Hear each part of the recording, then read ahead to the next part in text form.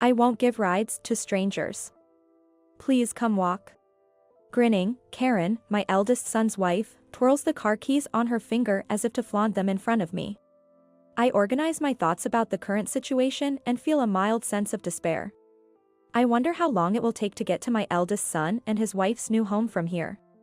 Following my son's job transfer, they decided to move to the countryside and built a modest house in a residential area a bit far from here.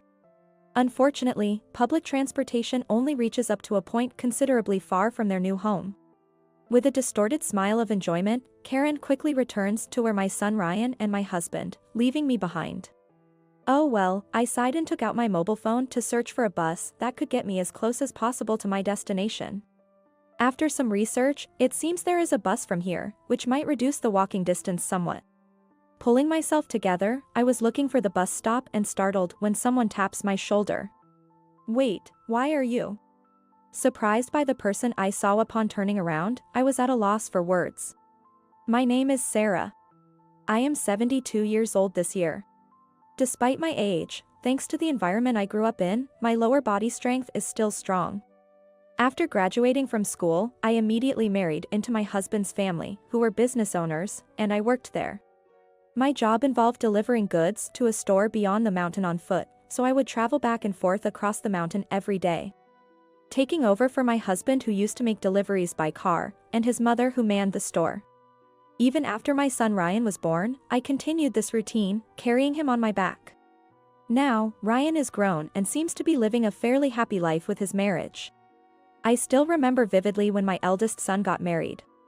I was surprised when he brought Karen home, nervous yet serious about wanting to marry her, but of course, I gave my consent due to his earnestness.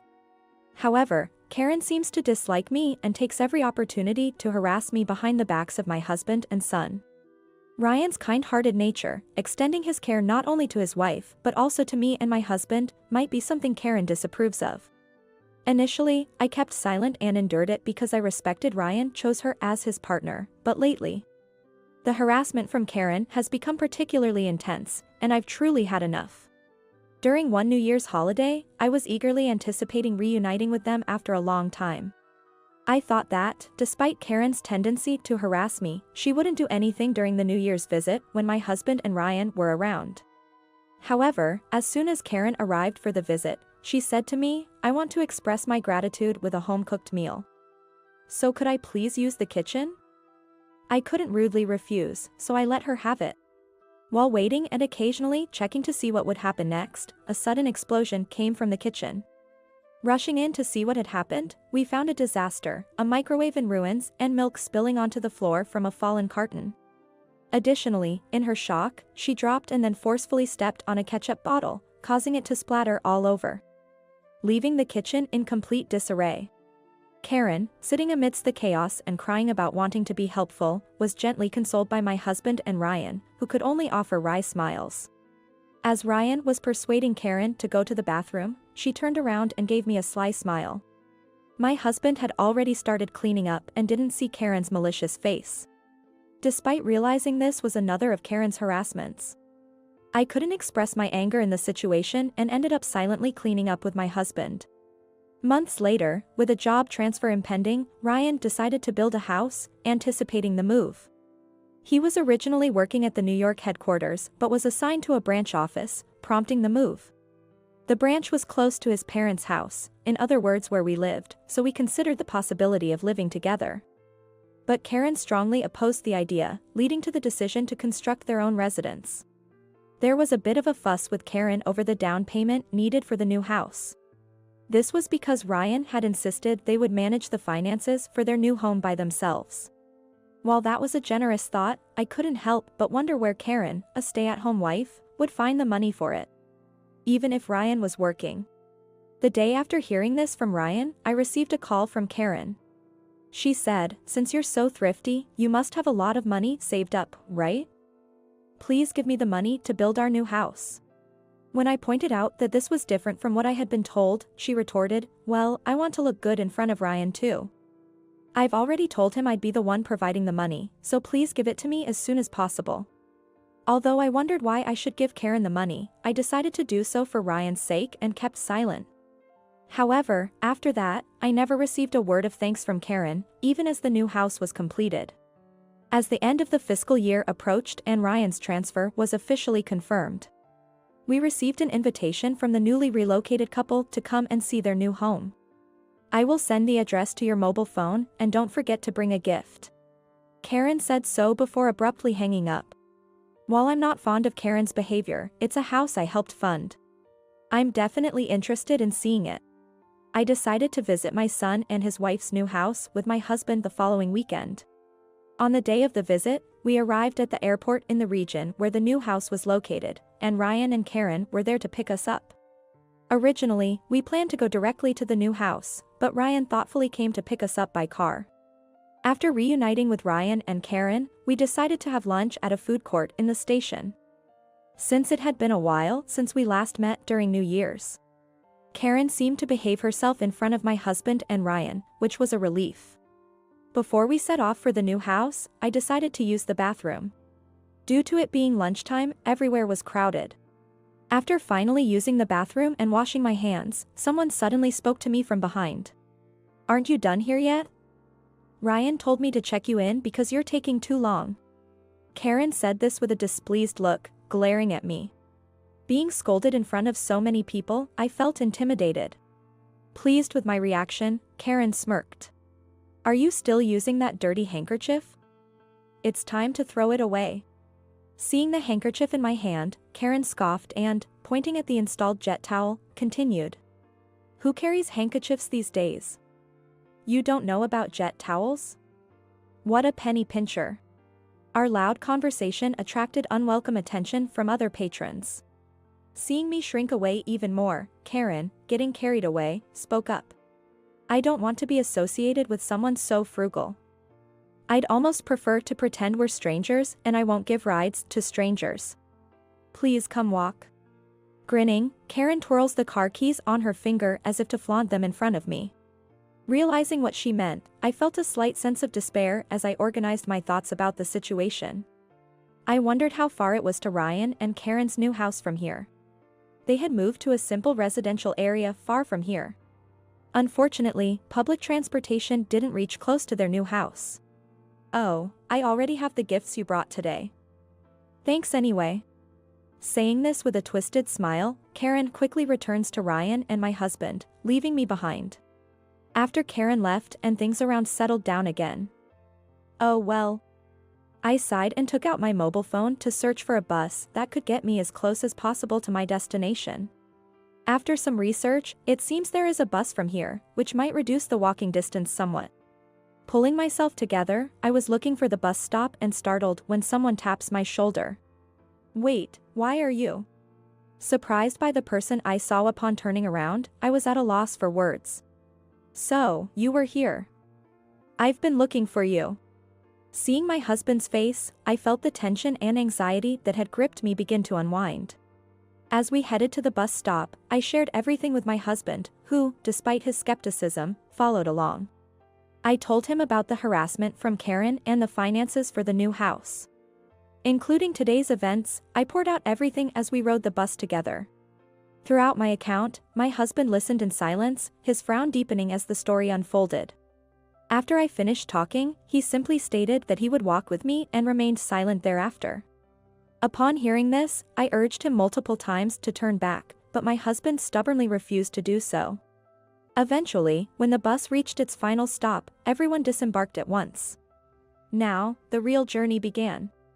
The distance to Ryan and Karen's new house was considerable, with no public transportation available. Entering the destination into my map app, I saw it would take over 3 hours to arrive. Let's go. Unsure of which direction to go, I was still staring at the map app, but my husband, after stating his intent, started walking without hesitation. I followed him, periodically checking the map app to make sure we weren't going the wrong way. However, the direction my husband started walking in was not wrong at all. After walking for a bit, my phone rang. When I checked the screen, it was a call from Karen, and while I didn't want to answer it, I looked at my husband for help. Noticing my gaze, my husband peered at my phone. With a displeased look, he took my phone and slipped it into his pocket before starting to walk ahead. Realizing I was standing there, Gaping in surprise, he looked back and took my hand without a word, and we started walking again. I was surprised by the suddenness of it all and had a lot to say, but those thoughts vanished. My husband continued walking in silence, firmly holding my hand. He never hesitated. Despite several forks in the road, he chose our path without any hesitation. I followed him in silence. As we walked, I could periodically hear my phone vibrating. Eventually, annoyed by the persistence, I pulled on my husband's hand and suggested, "It must be Karen calling. Maybe you should answer it, she's being quite persistent, isn't she?" When I said that, my husband stopped and turned to face me. "Just ignore such a person. More importantly, are you tired?" His concern made me smile, and I made a fist to show my determination and said, "This is nothing compared to when I used to make deliveries. How about you? Are you tired?" "I'm fine too. I'm sorry for all the trouble I've caused you," he murmured apologetically, though it was hard to hear. Following my husband as he resumed walking, I couldn't help but laugh, momentarily forgetting our current situation. Pretending to speak to myself, I began recounting past events to my husband, who led the way. I talked about the times shortly after we were married when I helped with deliveries, the birth of our eldest son, and when he brought home Karen, announcing their marriage. My husband walked in silence but seemed to be listening. Suddenly stopping, my husband turned to face me. "If you take this wide road, it'll be a longer route, but the path is flat. If you take this narrow path, it'll be somewhat rugged, but you'll get there faster. I'm taking the narrow path, what about you?" Touched by my husband's concern, I smiled slyly and quickened my pace to catch up to him. As I passed him, I quipped, "You're asking someone who's crossed mountains for years? Come on, Ryan must be worried. Let's hurry up." With that, I took the lead. Continuing on together, my husband and I eventually emerged into a quiet residential area. Among them, we could see brand new houses. We had finally arrived at our destination. Getting my phone back from my husband, I saw numerous missed calls from Karen but ignored them to check the time. Just as my husband had said, the journey that would normally take over 3 hours was shortened. Feeling the final stretch of effort, I walked with determination until we reached Ryan and Karen's new home. Their car was parked in the garage. As I rang the doorbell, I heard frantic footsteps from inside, and the door swung open energetically. Ryan, looking pale, welcomed us in first. Taking up his offer, we were led to the living room sofa where we could finally relax. Rubbing my tired legs and looking around, I could see that the house was solidly built and impressive. Feeling proud, I took a moment to admire the surroundings, and then Ryan came over, offering us cold drinks. "Mom, Dad, I was shocked to hear you were walking all the way to our house. Are you okay? You must be tired, so please stay the night here." Facing Ryan, who looked at us with concern, my husband sharply responded, "No, we'll leave once we've settled down. We don't want to stay in a house with such an awful person like Karen." Hearing this, Ryan looked around in surprise, searching for his wife's presence. But she was nowhere to be found, and he hurried upstairs. For a while, there was a commotion coming from upstairs, but eventually, it seemed Karen had resigned herself to the situation and came downstairs with Ryan. When he seated her beside him, Karen looked down, avoiding eye contact with us. Ryan questioned the meaning behind my husband's words. My husband, with a bitter expression, yelled at Karen, "You've been deceiving us all this time. I thought you were a somewhat clumsy but charming daughter-in-law. But it turns out you've been causing all sorts of trouble for Sarah." Trembling at my husband's angry voice, Karen shrank in her seat, remaining silent. Ryan tried to intervene and calm my husband, but he wouldn't stop. "When you two were building this house, I admired your resolve to manage on your own. Yet, in the end, you ended up siphoning money from Sarah. What were you thinking?" Hearing this, even Ryan stopped trying to intervene and looked at Karen. I tried to soothe my husband and asked him to sit on the sofa, and I told the same to my son. While addressing Karen, who wouldn't even look my way, I let out all my feelings. "Karen, the money doesn't matter. I wanted to help you two build your home. But it's the attitude that it's taken for granted that's unacceptable." It made me angry. Even as I spoke, Karen didn't lift her face. Ryan, not understanding, kept looking back and forth between Karen and me. Do you know why I gave you the money even though I didn't have to? Karen shook her head in response to my question. It's because I didn't want to burden Ryan. He was trying to handle everything on his own to not impose on us. And he would feel guilty if he knew the money came from me. So I said it was from you, not for your sake. As I spoke more forcefully, Karen, who had always looked down on me, finally lowered her shoulders and started crying. Satisfied that I had said all I wanted to say, I sat back down on the sofa and rubbed my legs. Then, Ryan, trying to grasp the situation, asked me. Wait, Mom. Did you pay for half of this house? Yes, I replied. And Karen made you do it? Yes. Ryan, holding his head in dismay, turned back to Karen, who was crying beside him. What have you done? We agreed we didn't want to burden our parents and would handle it ourselves. You said we had enough savings. My husband added fuel to the fire, accusing Karen further. This good-for-nothing daughter-in-law has been harassing Sarah behind our backs. She messed up the kitchen during the New Year visit as a form of harassment, and today, she made us walk on purpose. Claiming she doesn't give rides to strangers. Karen. Ryan stood up reflexively and scolded Karen strongly. I'm sorry. It's just that I was lonely because you're always busy with work. And I was jealous that you were always caring for your father and mother. Karen jumped off the sofa, crying and apologizing. But my husband, undeterred, grew even angrier. Why did you target Sarah then? Since he cared for me too, why doesn't it show towards me as well? Well, that's because. Perhaps because my husband had a strict look, despite his age. Karen might have thought she'd be scolded if she talked back. Unable to say anything, Karen faced another onslaught from my husband. What about the finances for this house? Why tell only Sarah and not me?